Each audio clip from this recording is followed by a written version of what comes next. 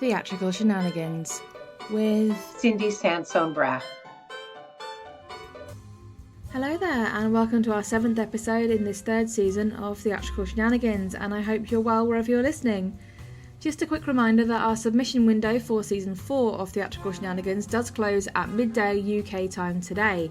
So if you have a play that's suitable for audio that is 15 to 20 pages long, then when this episode goes live, you still have a little bit of time to send it in to rfwscripts@gmail.com. But in the meantime, let's meet our guest for this episode.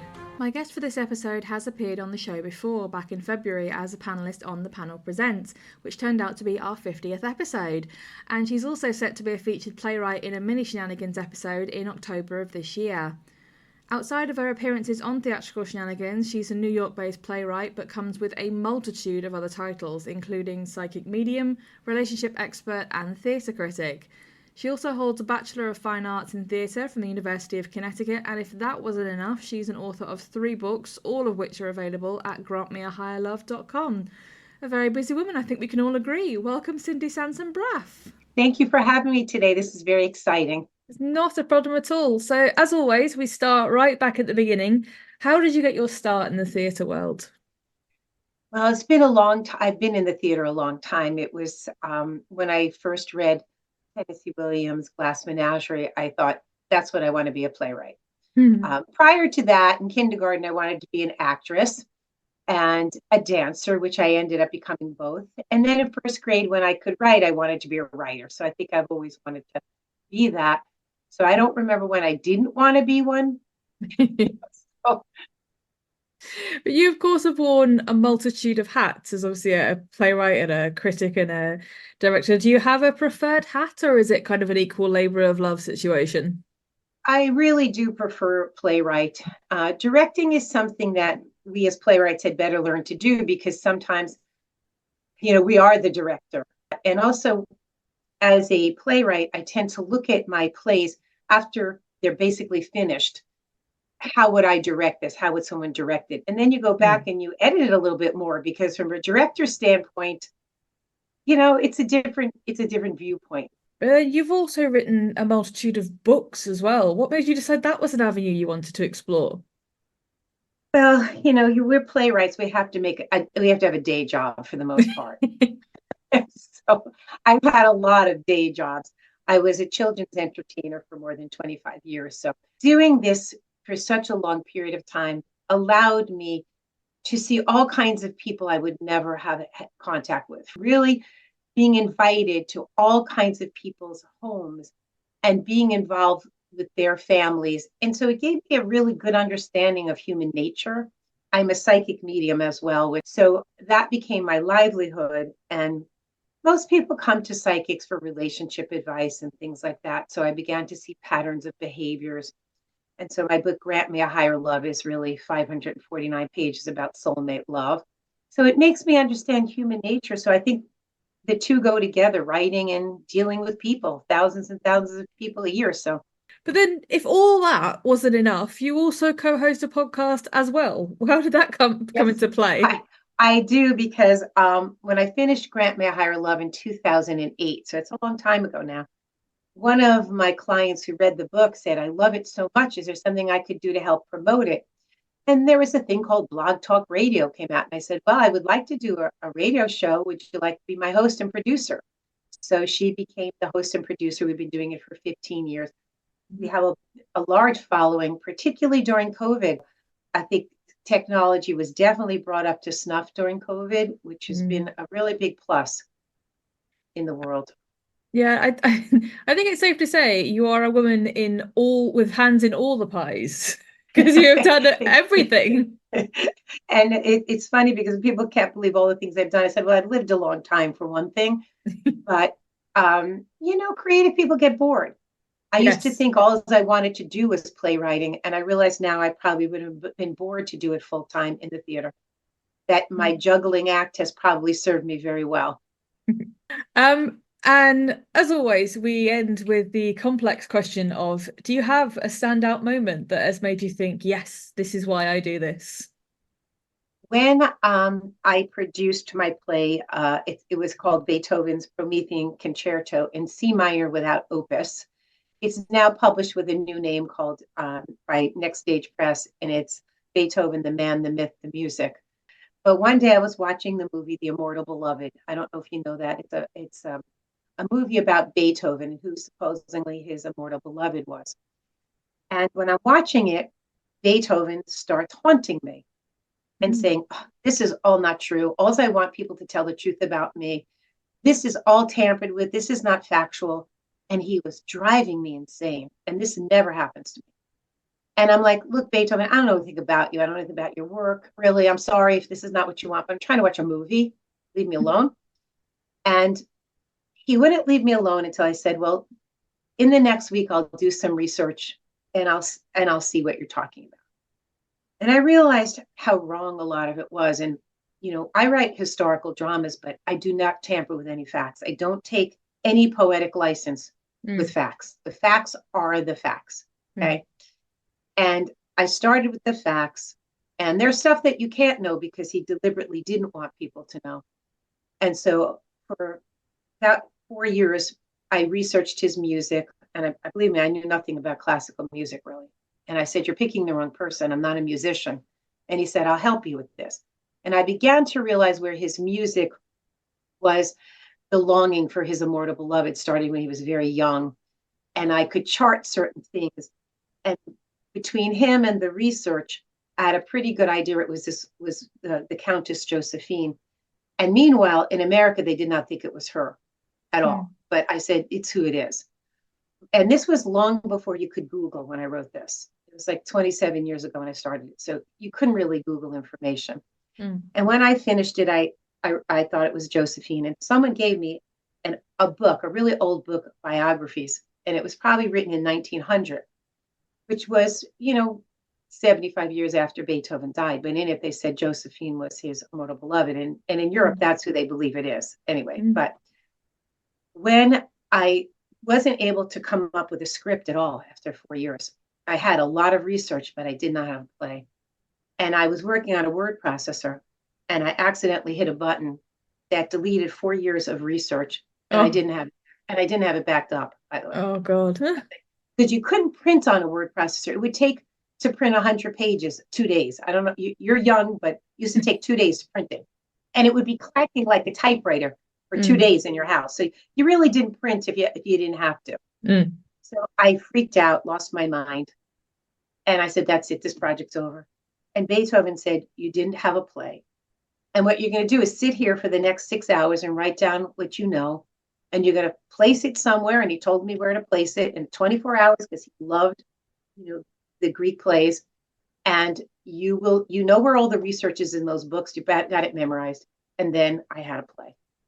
So that was my moment. And then when I saw it produced, and, I produced it myself. And when the audience just went crazy because they just loved it. And people that didn't know anything about Beethoven thought they were so moved by it. And the lead actor in it was so good. He was a young man. And when he actually played Moonlight Sonata, they freaked out. They couldn't believe he could actually play. So seeing that done and all the struggle, but it wasn't done for more than 25 years after I wrote it. So that's a long time to have started something and then to see it produced. And then when it was published by Next Stage Press, that was a happy day too. So sometimes it takes a long time for these things to go where you want them to go.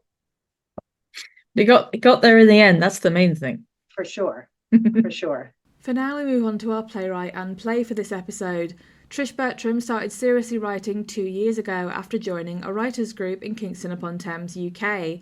She has a background in theatre stage management and broadcast television, but has always wanted to write. She has now reached a stage in her life where she's finally finding the time to do it. Trish's play is entitled Sky Horses and came from an experiment in her scriptwriting group in the form of 10-minute plays. Trish further says, the influences came from a variety of things that I was reading at the time, and I was also keen to try and write something that required minimum props and staging.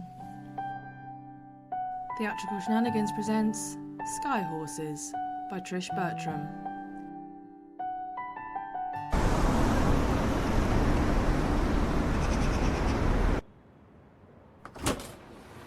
Hello? Hello?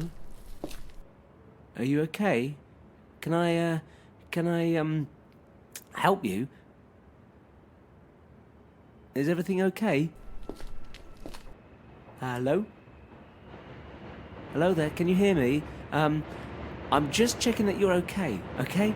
Look, whatever it is, and I know that I don't know what it is, and it might be something that seems so, but it really isn't. I mean, it might not be, but whatever it is that's bothering, troubling you, please don't do anything. I'm moving a bit closer now. Okay. Okay. I'm a bit closer now. I'm just behind you. Over to your left. Just so you know where I am. Would you like to talk? I'm happy to listen. I'm a good listener, or so people tell me. Well, some do. Some think I'm a bit, but I can listen to you if you like. Sometimes it helps, you know.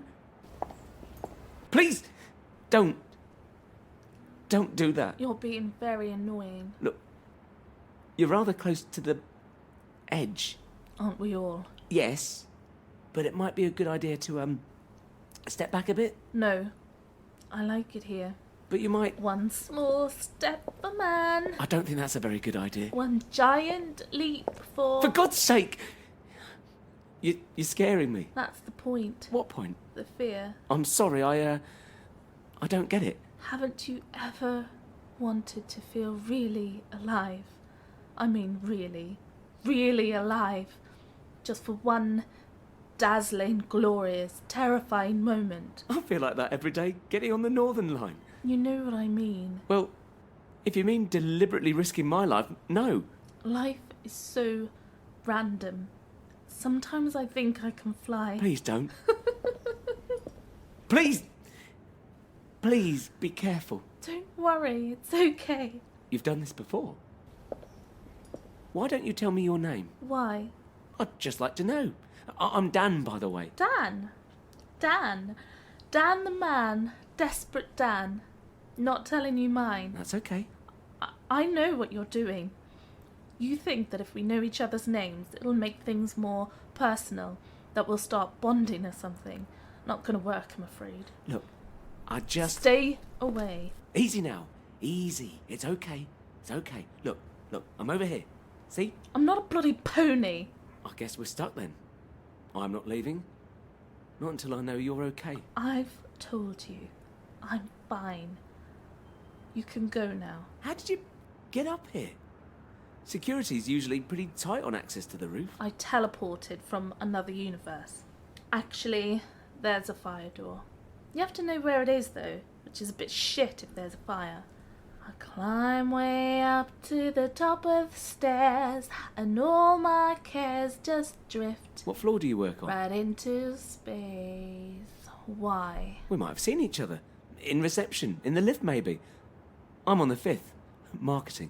Sleep, eat, commute, work. Work, commute, eat, sleep, and repeat. Hamster wheel, round and round and round and round. Ever woken up and realised that every day looks the same? Or look back and realise that nothing has changed? Some people like that. That feeling of security. Look at all the ants down there. They all have lives. Just like we do. Out on the edge you see all kinds of things you can't see from the centre. Big, undreamed of things. The people on the edge see them first. Well, yes, I suppose they would. Kurt Kurt? Vonnegut. Is he your, Did you follow me? Did you? Did you? No, I think you did. Look, is there anyone I can call? Maybe Kurt? He's dead. I'm so sorry. Look, why don't you just shut the fuck up and go away? I know it's tough when you lose someone. I know I didn't know him, but I know he'd want you to go on. You know fuck all. That's true. I'll go in a second, I promise. I just want to make sure you're... I'm going to shut my eyes. Don't. Count to 3 in my head. Please. And when I open them again... I really don't think that's a good idea. You'll be gone. Please. Don't do that. What? Stand on one leg? I usually do it when I'm waiting for the kettle to boil. Have you gone yet? Not until I know you're... Why did you come up here? I could ask you the same question. But I think I know. No, you don't. Don't I? No, you really don't. Why don't you tell me? That's if you'd like to. 7, 38, 55. Sorry? Only 7% of what we mean is in what we say. 38% is how we say it. Your 38% is a bit obvious. Sorry?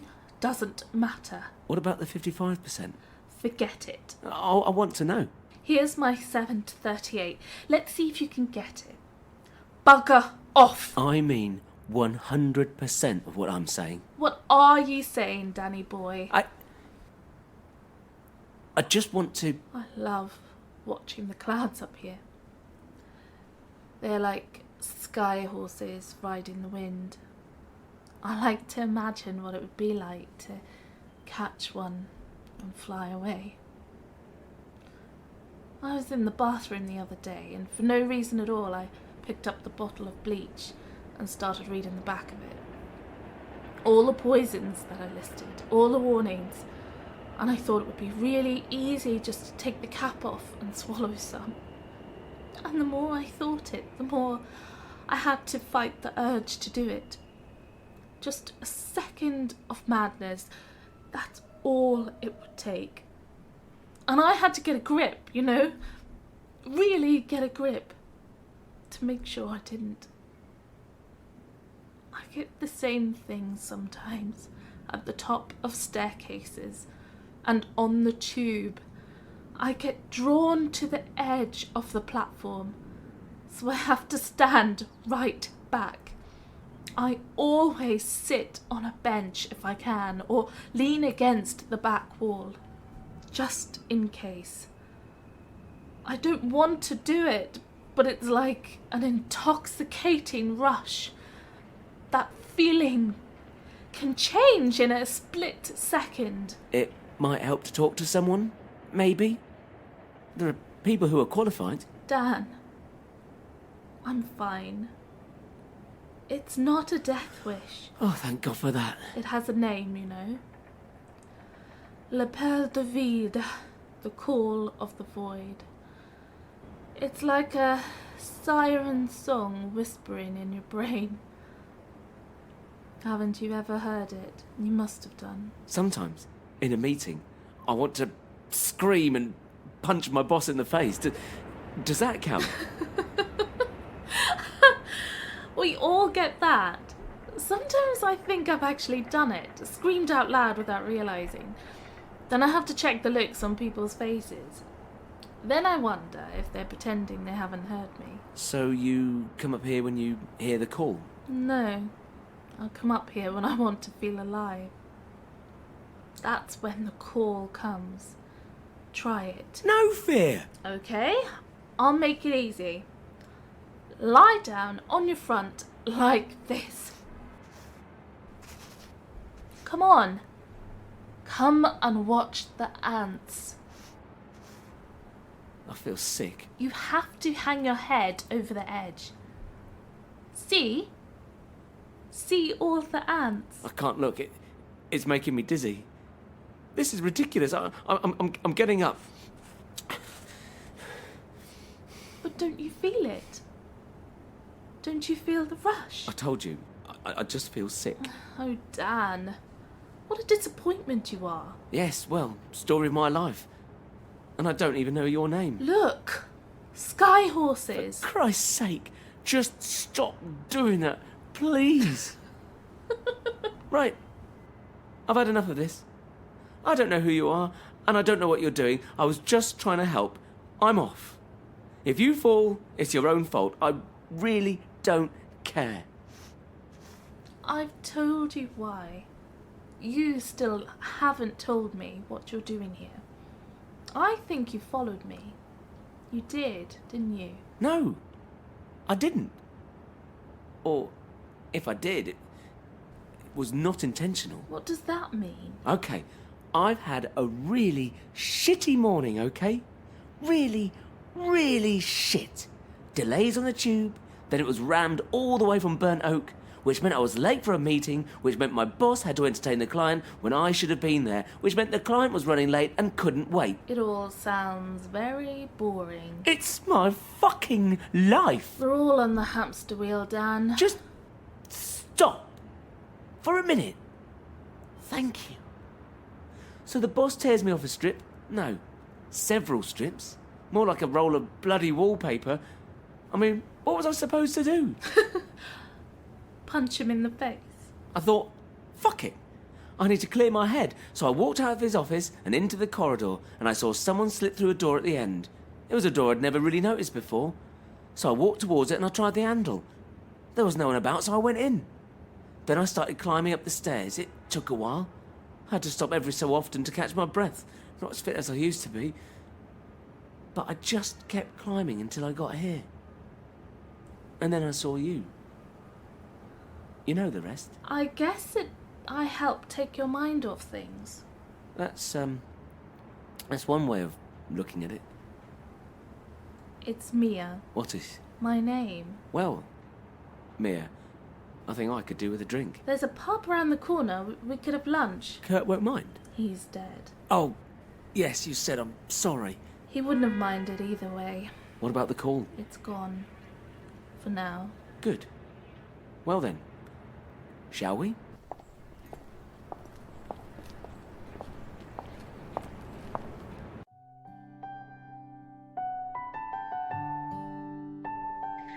A fascinating and emotional moment of bonding there, I think. That was Andy Duncan as Dan and Rosemary Slade as Mia in Sky Horses by Trish Bertram.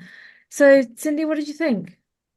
First of all, I found it to be an extremely well-crafted short one-act play.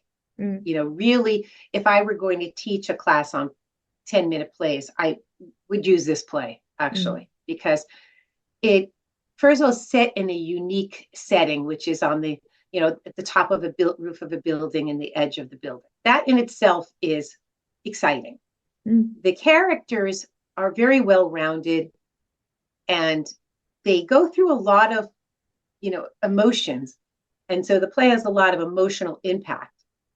It's also has a lot of subtext in the dialogue. Okay, the dialogue itself is brilliant. It has humor, and the symbolism of animals that she used throughout was actually very interesting too. So to actually sit down and analyze this play, it offered a lot to the listener. And the actors, by the way, were phenomenal. The sound effects in it were phenomenal. And it took me to the end to realize, wow, this is a romantic comedy. It's two people get to meet in a really odd way. And so it's kind of, if I were going to market this, I would call it a romantic comedy with an edge. Okay, because Literally. right, really. So that's what I thought was amazing about it. So, kudos to this brilliant playwright. By the way. I just think that it's interesting as well that they start out as two so very different people. Like Mia is up there because she wants to feel alive. She wants to feel literally on the edge of feeling the most alive she's ever felt. And being in the same position, all it makes Dan feel is closer to death. So Dan is obviously on the side of caution, of fear, of what could happen if you fall, whereas Mia is just like, you know, if she falls, at least she's lived life right up on the edge, as in literally and metaphorically. Right. And Dan is the one that's really having the bad day, by the way. Yeah. It's not her. No. He's the one really having the bad day. And that's also an interesting twist too, because you watch the interactions change and twist. And, I love when Mia explained that she didn't have a death wish. She explains it in the script, what it actually means. And he still doesn't get it, by the way. Dan still doesn't get it. He still, thinks, I don't really get that.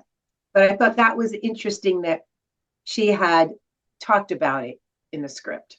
I think until Dan starts expressing himself about why he's up there and actually talks to her. I think he's still very much looking at her like this is a crazy person on top of a building. And once he gets absorbed in his own kind of how crap his day's been and how he feels towards his boss, he starts to realize, you know what, maybe it's actually quite nice to be up here, and even if you want to scream at the clouds or stare down at the little ants. So it's interesting to watch his emotional circle come round to maybe not Mia's way of thinking, but definitely a less kind of conservative way of this is dangerous being up here. Right, exactly. And I like the way he said, there was a door he never saw before, because that's sort of the answer. Like there's a lot of like, she's on the hamster wheel and references to ants down below. Like we're all like little ants working and we're trapped on this hamster wheel. But there is the answer in the play. There may be a door you haven't seen to escape off this hamster wheel. It may be right there. You don't have to stay on the hamster wheel if you don't want to. Yeah.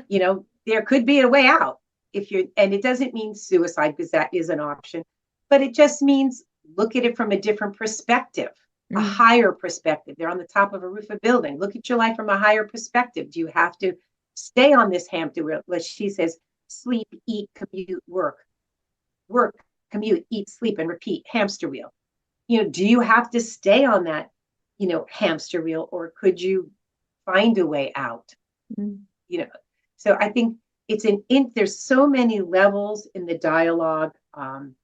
It's also moves very quickly through the dialogue, from one beat to the next. I think that as well, I mean, this is where my brain goes. Once it was completed, I found myself thinking beyond the end of this. Like, if something happens between Dan and Mia romantically, and they somehow, or they do get into a relationship, you imagine telling that story on their wedding day. I met my wife stood on the edge of a building as she talked to me about the shitty day I had. It's definitely a story. It's definitely a story that people will remember about how you found your person. Right. And I in mean, life. You're almost a little surprised because you're not getting the feeling of a romantic comedy at all, or that there's any point until the very end. You say, oh, wow, they met. But it's a trifecta, because Dan surprises you because he starts out as this nice guy and then eventually does have his breaking point of, she said, fine, I don't care what you do. Mia starts out kind of angry and snide and kind of a bit horrible towards Dan, but does not necessarily melt, but does offer to kind of take him through his awful day and listen to him complain. And then the whole play surprises you in the sense that when this first starts and you find, this girl on a roof and this guy trying to talk her down, you do not think that the ending is where this is going. No, not at all. But it's not surprising because they do interact. They do open up. It's a very soulful connection back and forth. And she's a very bright woman. You get this sense of her being extremely intelligent. There's a lot of poetry in the dialogue too. It's very poetic, and many I probably listened to it at least 5 times and read the play at least 6 or 7 times and found something each time going through it that I didn't really pick up on the first time. And most of the time we do see a play once or something, and we can miss a lot of it. That's why sometimes analyzing them, and it's one of the plays that when you read it and when you hear it is very close. Like certain plays are almost impossible to read because they're meant to be totally staged. Without a lot of staging, you can't understand it. Yeah. This play, translates from what's on the paper into what we heard pretty close. Yeah, absolutely. Here we are, almost out of time. Cindi, your final thought on the piece as a whole? I would highly recommend people listen to this piece, okay? And, from some of the things that we talked about, just see the messages in it. It's a very life-confirming piece. That's what I liked about it. It's a what it says is we could choose to kill ourselves every day. We could. But we choose to live. And what makes us want to choose to live? Probably our interactions with another human being who just says a kind word to us and finding that joy where we can. So what I liked about it was very life confirmed. Definitely. Okay, we are out of time. Cindi, thank you so much for joining me Thank and you for being here to having discuss me. this. Yeah. Okay, thank you. Have a great day. Bye. And that is all there is for this episode of Theatrical Shenanigans. We will of course be back in 2 weeks for our next episode, and we also have our next instalment of the panel presents between now and then on the 6th of July. I look forward to welcoming you all back again soon, but in the meantime though, I've been Rachel Feeney-Williams, this is Theatrical Shenanigans, bringing down the curtain and saying, I hope you can join us next time. Theatrical Shenanigans is part of an RFW Scripts production, found on Spotify, Amazon Music, Podbean, and anywhere else you can find your podcasts. Music is written and produced by Chris Cody.